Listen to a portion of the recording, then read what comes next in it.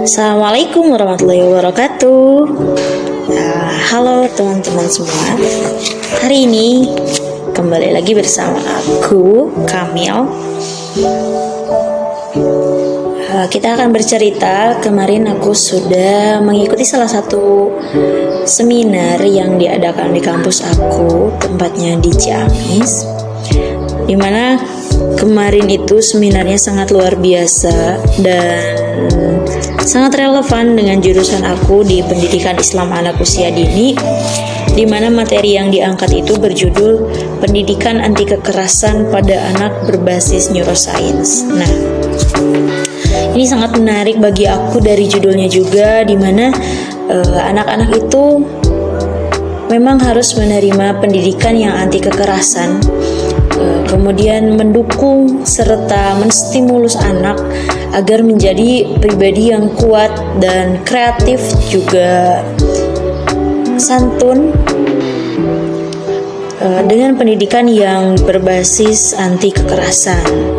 Nah, kemudian juga yang menarik dari judul kali ini yaitu terkait neuroscience, di mana pematerinya itu sangat luar biasa. Seorang dokter yang ahli di bidang neuroscience yang kemudian akan membahas terkait bagaimana sih otak anak merespon atau saraf anak merespon terkait pendidikan atau apa saja yang ia terima dan bagaimana pengelolaannya di dalam diri anak. Nah, langsung saja ya kita mulai ke pembahasannya.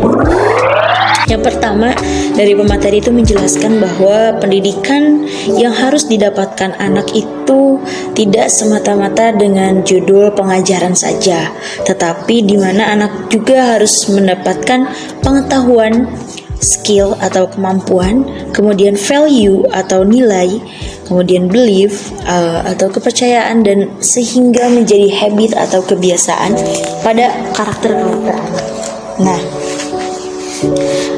di mana pendidikan ini diproses oleh otak anak, dan makanya ketika ada anak yang cedera di bagian kepala, maka itu anak bisa langsung berubah gitu, karena di kepala sendiri itu kan yang mengelola dari atau merespon dari pengetahuannya, dari pengalamannya dan sebagainya gitu. Makanya kepala anak atau kepala manusia itu gitu ya, menurut neuroscience itu sangat berharga gitu, karena akan bisa merubah banyak hal dalam diri seseorang. Nah, kemudian ketika anak melakukan sesuatu, entah itu melakukan hal yang baik atau hal yang buruk, atau hal positif ataupun hal negatif gitu ya, itu terjadi karena memang di memori anak itu tersimpan gitu hal seperti itu gitu, karena dia itu melihat atau merasakan gitu, sehingga anak itu tahu terhadap sesuatu gitu.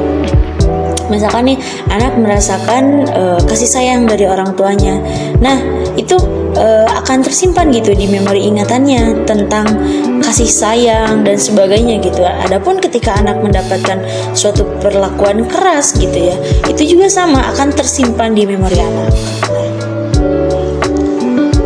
Dalam sehari semalam itu anak itu akan menerima banyak hal gitu, dari mulai bangun tidur sampai tidur lagi gitu, dan kemudian otak sendiri itu akan memproses apa yang telah diterima pada hari itu di jam 10 malam. Makanya dianjurkan bahwa untuk istirahat atau tidur itu sebelum jam 10, karena memori-memori yang ada pada hari itu gitu akan tersimpan atau diproses di jam tidur di jam 10 malam.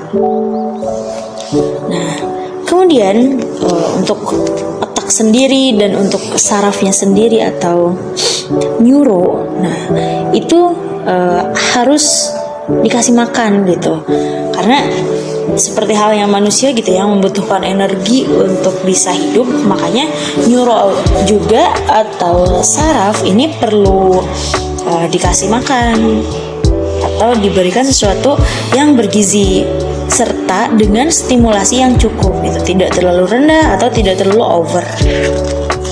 Oke, selanjutnya di dunia pendidikan sendiri sudah tidak asing bahwa anak itu distimulus dengan dari seorang guru gitu ya, untuk mengembangkan aspek perkembangan yang ada di dalam dirinya, khususnya untuk anak usia dini nih. Makanya sedangkan untuk saraf begitu ya, akan lebih menempel atau akan lebih tersimpan di memori ingatan apabila stimulusnya juga lebih kuat gitu. Makanya disebutnya sang pemateri itu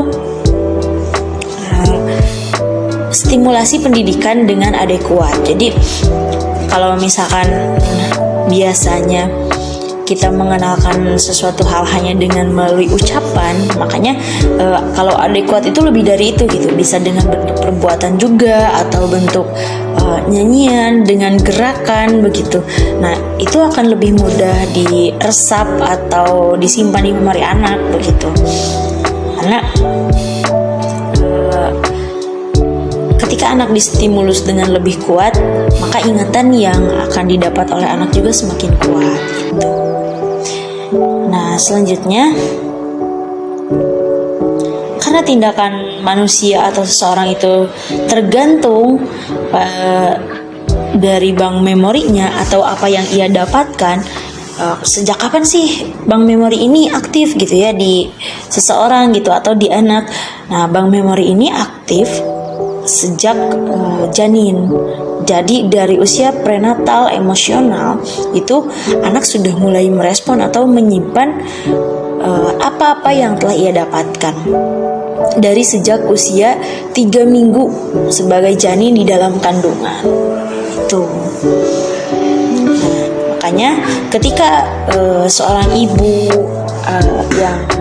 yang sedang hamil gitu ya, baru hamil kemudian mendapatkan berbagai banyak perlakuan dari ayahnya gitu ya atau dari suaminya, misalkan nih anak baru 2 bulan atau 4 bulan gitu ya, kemudian mendapatkan perlakuan kasar dari suaminya, makanya itu akan berpengaruh langsung gitu kepada anak, sekalipun anak itu tidak melihat secara langsung karena anak masih menjadi janin di dalam kandungan seorang ibu.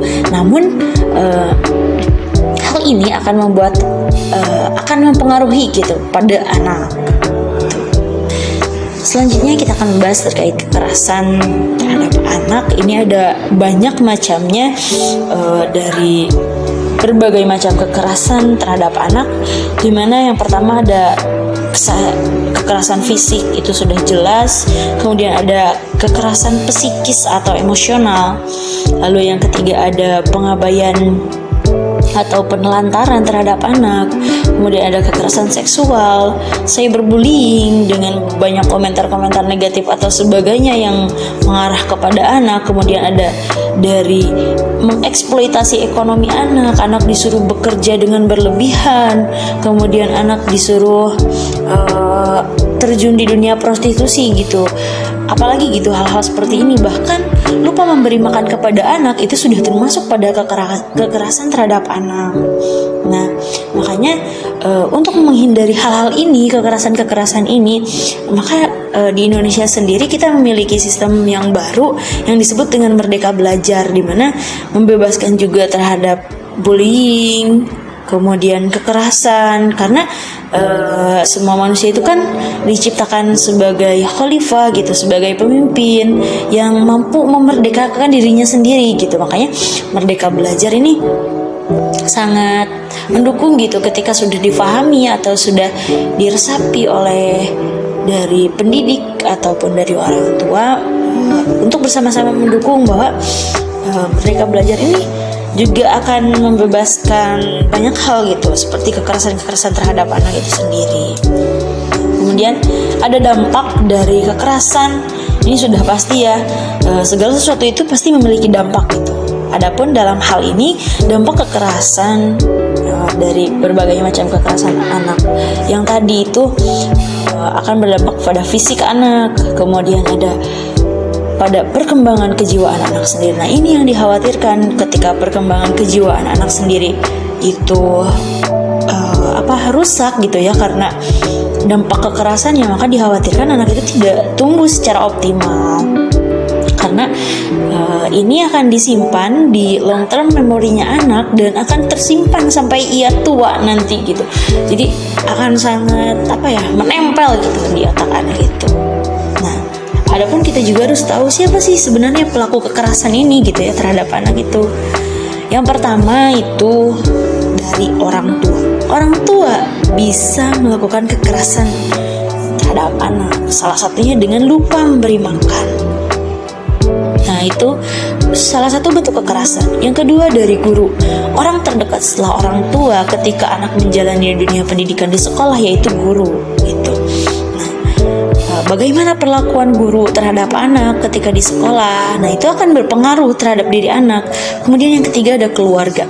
Keluarga juga sangat berpengaruh gitu, karena lingkungan setelah anak di rumah bersama orang tua itu adalah lingkungan keluarga. Kemudian yang selanjutnya adalah anak atau anak yang lain atau temannya begitu. Karena bisa jadi perlakuan kekerasan ini terjadi di kalangan anak-anak. Gitu. Dan yang terakhir itu dari orang lain atau pihak-pihak yang lain gitu, yang dekat dengan anak atau yang sering berjumpa dengan anak. Bisa jadi hal seperti itu terjadi di mana pelaku kekerasannya adalah orang-orang terdekat anak itu sendiri. Kemudian ada sebuah kasus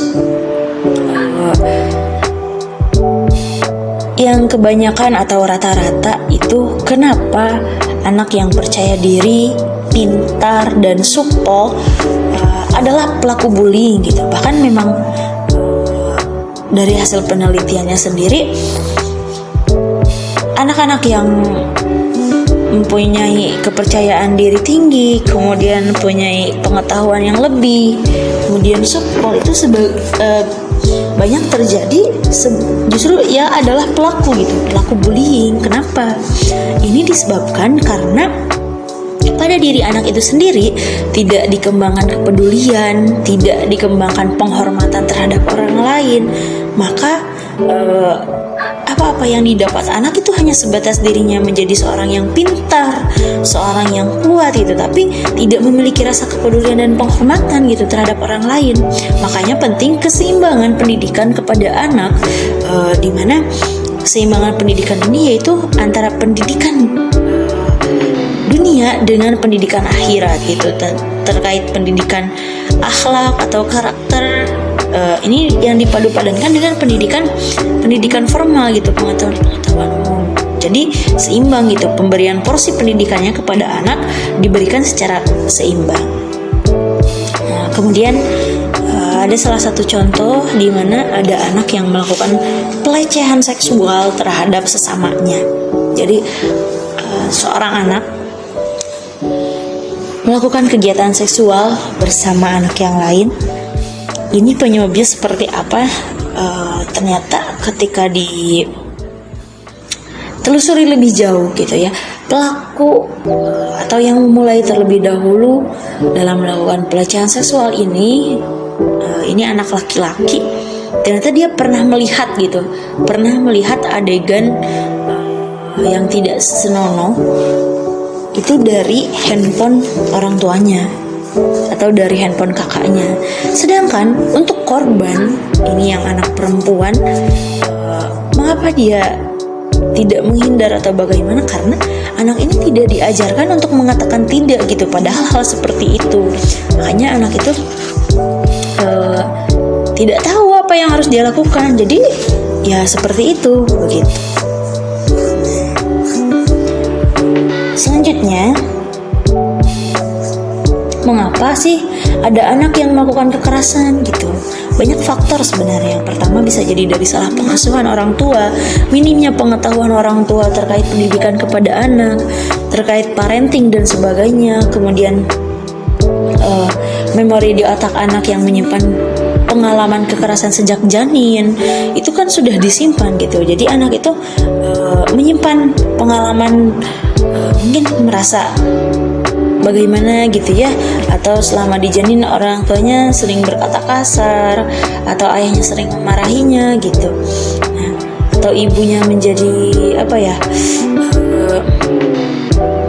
pendiam karena ketakutan gitu. Nah, itu akan dirasakan oleh anak ketika nanti dia sudah lahir gitu. Kemudian yang selanjutnya dari budaya lomba. Ini kan ketika budaya lomba dilaksanakan berkaitan dengan kualitas gitu ya. Kemudian perlombaan yang penting saya juara nih gitu ya. Masalah dia menghormati yang lain atau tidak itu masalah belakangan. Nah gitu. Jadi kalau di dunia lomba itu kan hal seperti itu tuh berlaku gitu. Makanya bisa jadi ini juga menjadi salah satu faktor mengapa anak melakukan kekerasan.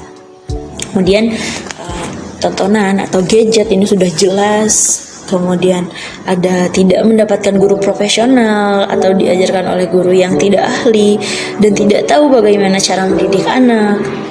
Terus bisa jadi juga sejak dini dipaksa untuk berpikir dua arah. Jadi berpikir dua arah itu anak bimbang gitu, harus pilih yang mana gitu karena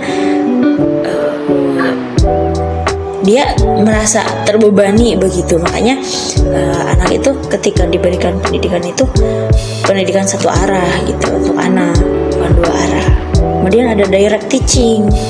Nah, seharusnya yang digunakan oleh guru, orang tua ini bukan kalimat-kalimat yang langsung menyuruh atau langsung membentak anak gitu, tapi gunakanlah kalimat-kalimat pemantik untuk menyadarkan anak gitu bahwa apa yang dia lakukan itu salah atau apa yang dilakukan itu belum benar gitu.